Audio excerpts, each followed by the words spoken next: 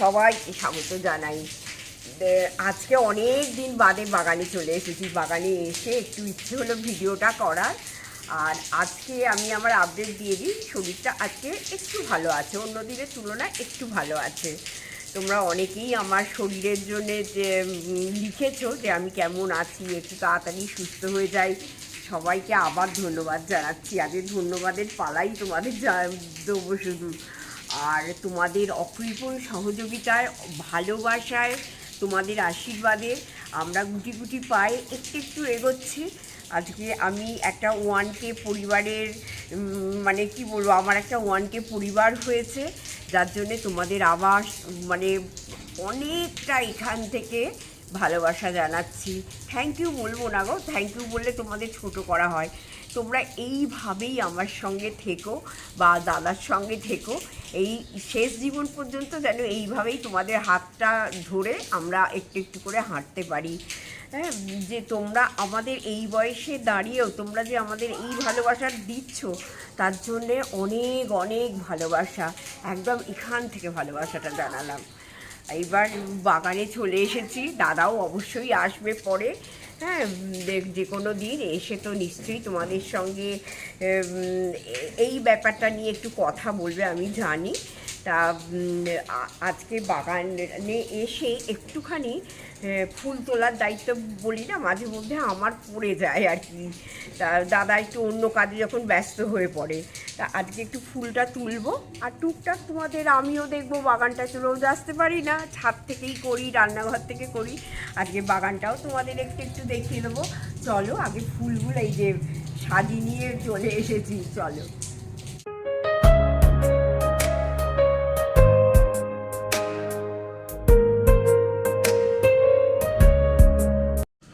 দেখো বন্ধুরা, এই গাছটা লাল জবাতে ভর্তি হয়ে গেছে, দেখেছো? লাল জবাতে ভর্তি। না আরো হয় প্রায় একসঙ্গে একটা গাছে অন্তত 26টা 27টা ফুল হয়। ভালো লাগে না লাল জবাটা দেখলে, যেন মনটা মানে দারুণ হয়ে যায়। তখনই এই গানটা করতে ইচ্ছে করে। আমার মায়ের পায়ের জবা হয়ে ওঠ না ফুটে মন, ও তোর গন্ধ না থাক চাছি তো নাই রে ভুয়া বরণ, গন্ধ না থাক। মনে হয় না জবা গাছটা? এই বুক ভর্তি সর্দি নিয়ে তোমাদের দুকলি শুনিয়ে দিলাম। তা দারুণ লাগে, দারুণ লাগে আমার এই জবা, লাল জবা মানে দারুণ লাগে। আর আরেকটা জিনিসও ভাল লাগে, যদি সাদা জবা হয়, তবে সাদা জবাটা খুব একটা ওর ভালো আপডেট নয় আর কি, কুচিও হচ্ছে না, লম্বাটে খাড়া হয়ে হচ্ছে।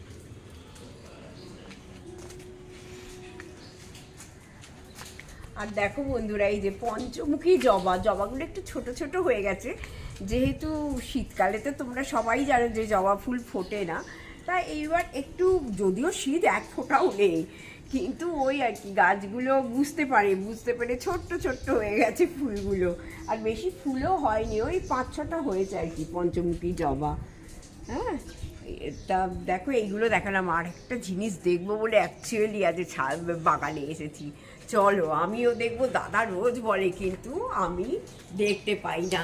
দেখো আমার নতুন স্থলপদ্ম গাছে কত কুঁড়ি এসেছে, দেখেছো? মানে মনটা জাস্ট এটা দেখবো বলে আমি বাগানে এলাম। দেখো পুজোর সময় তো নিশ্চয়ই ফুল দেবে, দেখো পটাশ করে ভেঙে যাবে, একদম ভীষণ নরম গাছের এইগুলো। হ্যাঁ, প্রচুর জানো বন্ধুরা, প্রচুর স্থলপদ্ম গাছ বসিয়েছি, কোনোটা ঠিকঠাক হয়েছে। একটা গাছ ভীষণ ভালো, 3-4 বছর মানে ঝুড়ি ঝুড়ি ফুল নিয়ে আমি আমাদের পুজো মণ্ডপে দিয়ে আসতাম, কিন্তু দুর্ভাগ্যবশত পিঁপড়ে হয়ে আর গাছটা মারা গেছিলো। তা এটা আবার এনে বসিয়েছি, মানে আমাদের স্থলপদ্ম গাছ হবে না আর আমরা হয়েই ছাড়বো, এই অবস্থা আমাদের। এইবারে দেখছি দাদা বলছে দারুণ কুঁড়ি হয়েছে, তবে আমি দাদাকে আবার ক্যামেরাতেই বলবো যে আবার কিন্তু একে একবার ওষুধ দিয়ে দিও, আর কোনো গাছে দাও না দাও একে দিও, কারণ এ যদি মিলিব্যাগ হয় আর পিঁপড়ে হয় তাহলেই এ শেষ। একটু কারি পাতা বন্ধুরা তুলছি, জানো কেন বলো তো? বলছি রান্নাঘরে গিয়ে বলবো। আজকে আমার কারি পাতার একটু কাজ আছে, তা বাগানে এসেছি। আর আমি তো এমনি তোমাদের বলি কারি পাতা খাই, তবে এখন কদিন না আর খাওয়া হচ্ছে না গো, শরীরটা খারাপ যে আর ইচ্ছেও হয় না কারি পাতা তুলি খাই, মানে এতই খারাপ আর কি। তবে আস্তে আস্তে খাবো, তবে একটু দরকার আছে আমার। সেই রান্নাঘরে যাই, গিয়ে তোমাদের করতে করতে বলছি কেন আমি এতগুলো কারি পাতা তুলছি। আর দেখো আমার লেবু গাছটায় কি সুন্দর ফুল এসেছে, শুধু দেখো ফুলটা, দেখো এই যে কত, দেখেছো? দেখে মনটা ভালো হয়ে যায় না? এই দেখো ছোট্ট ছোট্ট ফুল এসেছে এখানে, আবার এইখানে দেখো কি জ্বালা বলো তো, ইঁদুরে ফুল খেয়ে নেয়, লেবু খেয়ে নেয়, এই এক তো মহা জ্বালাতে পড়েছি। হ্যাঁ, তা টেনো না, জাল ছিঁড়ে যাবে। আচ্ছা তুমি পরে করো। আর দেখেছো যে কি সুন্দর লেবু ফুল এসেছে, মনটা ভালো হয়ে যায়। আর একটা জিনিসও দেখবো, জানি না সোমা কি কোথাও তুমি বেড়াতে গেছো, তোমার কোনো কমেন্ট পাচ্ছি না, হয়তো তুমি বেড়াতে গেছো। পুজোর আগে তো অনেকেই যায়, আবার পুজোর পরেও অনেকে যায়। আর দেখো এই যে টবেতে পুঁই শাক, দেখো কি ভালো লাগে না, দেখো পুঁই শাক এনেছিলাম, এনে আর তার গোড়াগুলোকে পুঁতে দিয়েছিল দাদা, টবেতে কি ভালো হয়েছে। তা চলো আর বাগানে সময় নষ্ট করে লাভ নেই, এবার রান্নাঘরে যাই।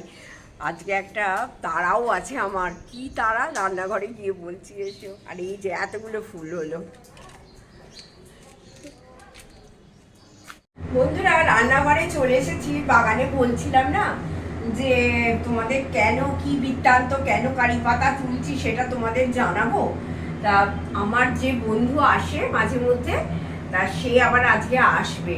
তা আগের দিন তাকে ধোসা করে খাইয়েছিলাম, এবার তার এত ধোসা খেতে ভালো লেগেছে যে আজকে বলেছে টিঙ্কু আমি আজকে তোমার কাছে তোমার হাতে ধোসা খাবো লাঞ্চে। তা আগের দিন তো কিছুই করিনি, হঠাৎ করে এসেছে, একটু ব্যাটার আমার ফ্রিজে করা ছিল, জাস্ট একটু ধোসাটা করে দিয়েছিলাম। আজকে যেহেতু ও নিজে থেকে বলেছে যে আমি ধোসা খাবো, সেহেতু আজকে দেখো একটুখানি চাটনিও করবো, আর একটু আস্তে আস্তে দেখাবো তোমাদের। এই যে একটু চাটনিও করবো, নারকেল কুটে রেখে দিয়েছি। তবে এই প্রচণ্ড গরম তো, তোমাদেরও বলছি যদি তোমরা চাটনি করো তাহলে বেশি দিন রেখো না, ও থাকবে না ফ্রিজে, নষ্ট হয়ে যাবে, একদিনের জন্যই ঠিক আছে, আর এত গরমে তো থাকবেই না। তা ধোসার পুরটা আমি রেডি করছি। তোমাদের বলছিলাম যে আমার শরীরটা খুব ভালো, একটু ভালো লাগছে। তা যখন কাজ করতে আরম্ভ করেছি বন্ধুরা, বিশ্বাস করো আমি না মাথাটা তুলতে পারছি না, মনে হচ্ছে এক্ষুনি মাথাটা ঘুরে বোধহয় পড়ে যাব। কিন্তু ও আসবে বলো, আর বড় মুখ করে বলেছে যে টিঙ্কু তোমার হাতে ধোসা খাবো। তো বলছিল যে না তোমার এত শরীর খারাপ, করতে হবে না। আমি ঠিক আছে, কিছু না কিছু তো আমরা খাবোই রে বাবা, আমাকে তো কিছু করতে হবেই। তা নয় তুমি আজকে বললে ধোসা খাওয়াবো, ও এলে দেখাবো, হ্যাঁ যখন ধোসাটা করবো। তা তোমাদের আর নতুন করে আর এগুলো দেখাচ্ছি না, কারণ তোমরা সবাই জানো, অনেকবারই আমি দেখিয়েছি কি করে কি করে। তা এই সর্ষে ফোড়ন দিয়ে দিলাম, একটু কাঁচা লঙ্কা দিয়ে, আর এইখানে এই যে আলু স্ম্যাশ করে রেখে দিয়েছি, আলুটা দিয়ে দেবো, দিয়ে পুরটা বানিয়ে নেব, আর নারকেলের চাটনিটা করে নেব। হ্যাঁ, আর একটা জিনিস কি বলতো বন্ধুরা, ভাবছি এই এত যে শরীর খারাপ, সবচেয়ে শরীর খারাপ বলি, হয়তো তোমাদেরও শুনতে ভালো লাগে না, কিন্তু কি বলতো যেটাও করছে না, মুখ দিয়ে বারবার সেই কথাটাই চলে আসছে। আর কি করে যে পুজোর কাজকর্ম একটু করবো, সত্যি আমি বুঝতে পারছি না যে কি করে পুজোর কাজকর্ম আমি সারবো। তা দেখি এরই মধ্যে একটু বসবো, একটু দাঁড়াবো, তারপরে কাজকর্মগুলো করবো। আর তো বলো মহালয়াও হয়ে গেছে, আবার তোমাদের সেদিন বলছিলাম না যে আমাকে হেল্পিং হ্যান্ড, সে বলছে মহালয়ার পর নাকি পরিষ্কার করা যায় না, জানি না, সেই বলে না নানা মুনির নানা মত, তা সেই অবস্থা। তবে দাদাও বলেছে যে আজকে যেহেতু আমার শরীরটা খারাপ, সেহেতু বললো যে তুমি ধোসা করবে, ধোসাই খেয়ে নেবো, আর আমার জন্য আর নতুন করে ভাত এটা ওটা করো না। তাহলে আমার একটু উপকার হলো। সত্যি আমি আর পারছিলাম, আমার খুবই কষ্ট হচ্ছে। মানে এত উইকনেস আমি কখনো দেখিনি। একদম শরীরটা উইক হয়ে গেছে, চোখ মুখ সব বসে গেছে। আমি এইভাবেই করছি, দেখো না আবার খুঁটি কোথায় রেখেছি সেটাও খুঁজে পাচ্ছি না। আর এই করছি দেখো, এই যে এইটা দিয়ে দিলাম, সব ফোড়ন সর্ষে ফোড়ন তোমরা জানো, এই দিয়ে দিলাম। বাদামটাও ভেজে নিচ্ছি। হ্যাঁ, বাদামটা ভাজাই ছিল, তাও একটু তেলে দিয়ে ভেজে দিলাম, একটু টেস্টি হবে।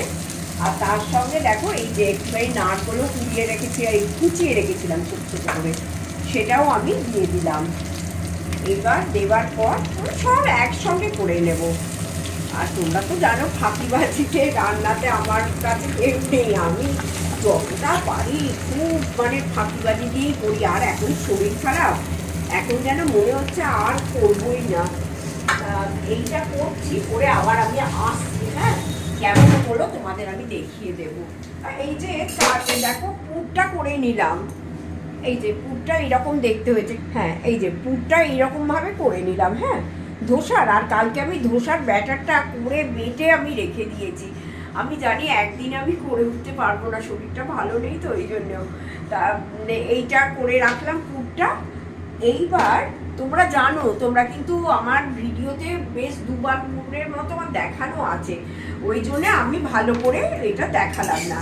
আর দেখো এবার চাটনিটা আবার অনেক নতুন নতুন বন্ধু হয়েছে, তারাও হয়তো একটু দেখতে চায় যে কী করে আমি করছি।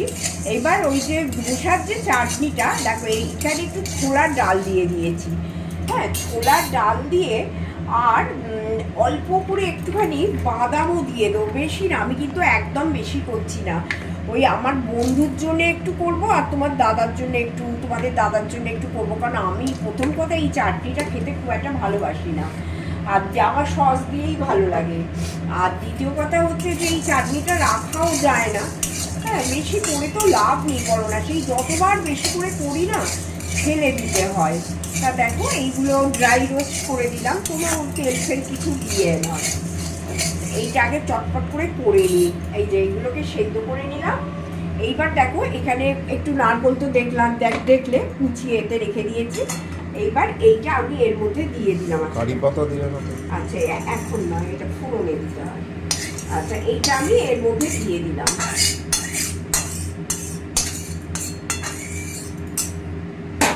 এটা দিয়ে দিলাম। এরপরে বন্ধুরা এতে একটুখানি আদা অল্প করে, কারণ আমি বুঝতেই পারছো আমি কতটুকু করছি।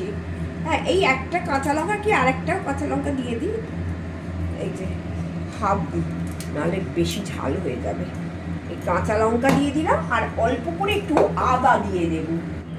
এই যে বন্ধুরা দেখো, অল্প করে এইটুকু আদা নিয়ে নিলাম, আদা একটু স্লাইস করে কেটে নিলাম। আর এই জল দিয়ে আর একটু নুন দিয়ে এটা আমি বেটে নেব। এরপরে আমি কি করব সেটা আমি তোমাদের সঙ্গে শেয়ার করে দিচ্ছি। বেশ ভালো খাবার, জানো তো, আর আমার তো জ্বরের মুখে বেশ ভালোই লাগবে, যদিও আমি বেশি একদমই এখন খেতেই পাচ্ছি না। এটাই হচ্ছে সব থেকে বড় কোয়েশ্চেন, যে কোনটা খেলে যে আমার মুখে ভালো লাগবে। তা যাই হোক, করছি বন্ধুর জন্যে, বন্ধুর জন্যেই করছি।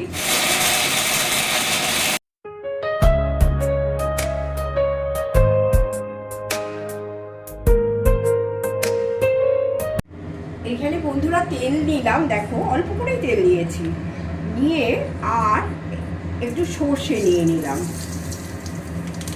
একটু সর্ষে দিয়ে দিলাম, আর কারি পাতা দিয়ে দেব।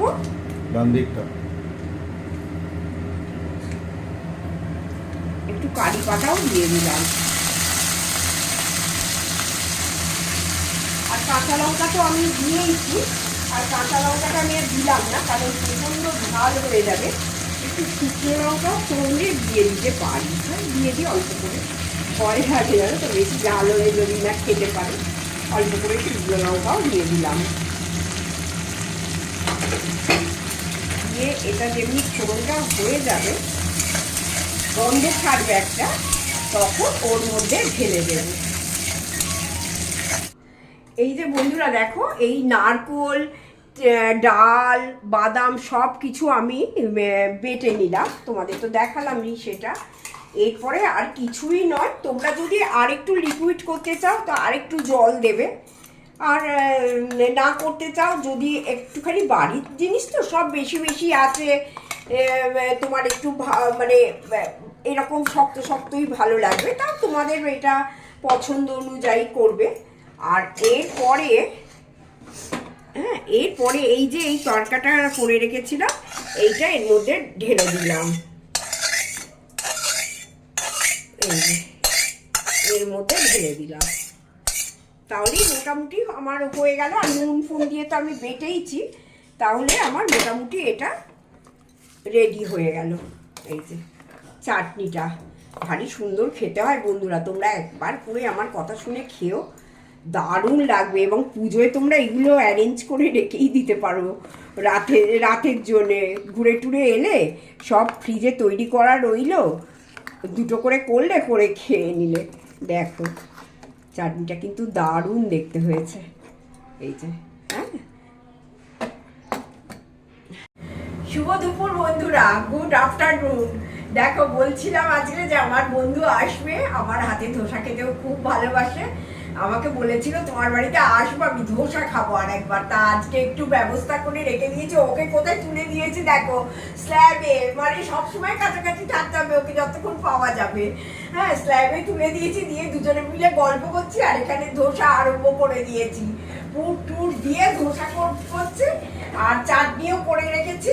হ্যাঁ, ও খেয়ে নেবে, খেয়ে নিলেই ব্যাস হয়ে যাবে। আর আজকে দাদা একটু আমাকে বাঁচিয়েছে, দাদাও বলেছে আজকে মাছ ফাঁস ভাত কিচ্ছু করতে হবে না, আজকে আমিও ধোসা খেয়ে নেবো। ব্যাস এইভাবেই আজকে করছি। তা তোমাদের সঙ্গে দেখিয়ে দিলাম, সবই যখন দেখাই তাহলে এইটা নয় কেন বলো। তা আজকে আবার কিন্তু আমার সর্দিটা একটু বেড়েছে, এটা আমার মনে হচ্ছে।